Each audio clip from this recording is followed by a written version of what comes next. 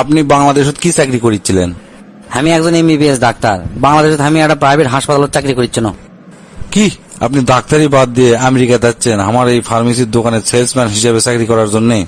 হ্যাঁ, দেশের যে কামাই করিচ্ছিল ওই কামাই তো হয় না, আমেরিকা যাচ্ছে ডবল টাকা কামাই করার জন্য।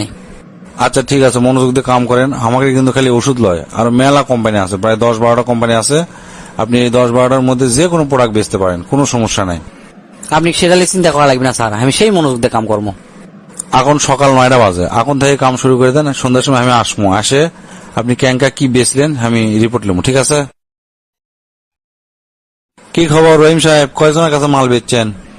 স্যার একজনের কাছে। কি মাত্র একজনের কাছে মাল বেচছেন?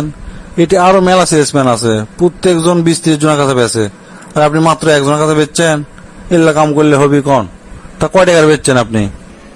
$92,95,600। কি হচ্ছে? কয় টাকা আরেকবার কোন তো? স্যার $92,95,600। শুনে তো আমার কানের খোল সব লড়ে উঠলো। তা ভাই এত টাকার কি বেচছেন আপনি? প্রথমে ওই কাস্টমার কাছে আমি ছোট একটা বড়শি বেচছি মাছ ধরার, তারপর কোনো কি একটা বড় আর একটা মাঝারি দুটা বেচছি, তারপর বড় ফিশিং রড আর কয়টা ওই গিয়ার আছে না মাছ ধরার, ওই গিয়ার বেচছি। তারপর আমি তাকে জিজ্ঞেস করলো আপনি কুটি মাছ ধরবেন? তুমি করছে যে সমুদ্রের কাছাকাছি, সমুদ্রের তীরত আমি মাছ ধরবো। তখন আমি কোনো আপনি তো তাহলে নৌকা দরকার, তাহলে আমাকে নৌকা ফ্যাক্টরিতে নিয়ে গেছি, নিয়ে যা ওর কাছে নৌকা বেচছি। তারপর আমি কোনো এই যে আপনি নৌকাটা কিনলেন, এই নৌকা আপনি বাড়ি নিয়ে যাবেন ক্যাঙ্গা করে, নিয়ে আসবেন ক্যাঙ্গা করে। আপনি তো এই নৌকা নিয়ে যাওয়ার জন্য, নিয়ে আসার জন্য একটা ট্রাক কিনা লাগবে। তো এই লোক করছে হ্যাঁ তাই তো। তো আমাকে ট্রাক ফ্যাক্টরি নিয়ে গেছি, নিয়ে যাওয়ার কাছে একটা ট্রাক বেচছি। ট্রাক বেচার পরে আমি কোনো যে আপনি মাছ ধরতে হয়তো যদি রাত হয় তাহলে থাকবেন কুটি, আপনি তো তাবু কিনা লাগবে। তো হ্যাঁ তাই তো। তো আমাকে তাবু ফ্যাক্টরি নিয়ে তাবু বেচছি। তাবু বেচে মোট বিল হচ্ছে $92,95,600। আপনার কথা শুনে তো আমি টাসকি লাগে কেন? একটা সামান্য একটা বড়শি কিনবার আসলে আপনি তাকে এত কিছু কিনালেন, এটা ক্যাঙ্গা করে সম্ভব? না স্যার, আমি তো বসি কিনবার আসেনি, ওর খুব মাথা ব্যথা করছে, প্যারাসিটামল কিনবার আসছিল।